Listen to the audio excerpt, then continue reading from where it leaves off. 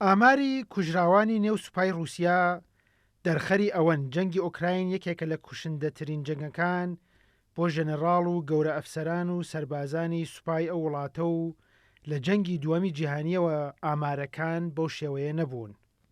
لە دوایین پێشهاتدا وەزارەتی بەرگری ئۆکراین کوژرانی ژنەڕاڵ یاکۆڤ ڕیزانتسیفی ڕاگەیاند کە پێشبینی کردبوو جەنگی رووسیا بۆ سەر ئۆکراین لە چەند سەعاتێکدا کۆتایی بێت. بە کوژرانی ئەو ژنەڕاڵەش تا ئێستا لە ماوەی یەک مانگدا 7 ژنەڕاڵ لە نێو سوپای رووسیادا کوژراون.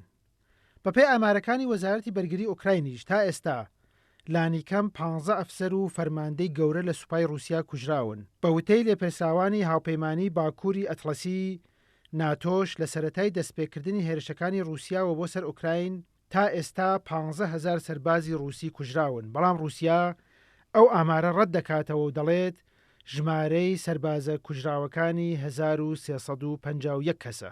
هەروەها دانیش بە کوژرانی ژنەڕاڵەکانی دانانێت. بە وتەی شارەزایان سوپای ئۆکراین بە پلان و تەکنیکی بەهێز ژەنەڕاڵە رووسیەکان دەکاتە ئامانج و لەو ڕێیەوە پێشڕەویەکانی سوپای رووسیا لە هێڵەکانی پێشەوە 4 بۆ 5 ڕۆژ دوا دەخات. هۆکاری سەرەکی بەدیهێنانی ئامانجەکانی ئۆکراینیش لە کوشتنی ژنەڕاڵ و ئەفسەرە باڵاکانی رووسیادا ئەوەیە کە ئەوان لە هێڵی پێشەوەی شەردان و بە ئاسانی دەکرێنە ئامانج. هەر بۆیە ئاماری کوژراوان لە نێو سوپای رووسیا بەتایبەت ژنەڕاڵ و ئەفسەرە پلە باڵاکان لە جەنگی دووهەمی جیهانیەوە هاوشێوەی نەبووە. بە وتەی لێپرسراوانی پنتاگۆن و ناتۆ سوپای رووسیا لە ئۆکراین ورەی لاوازە.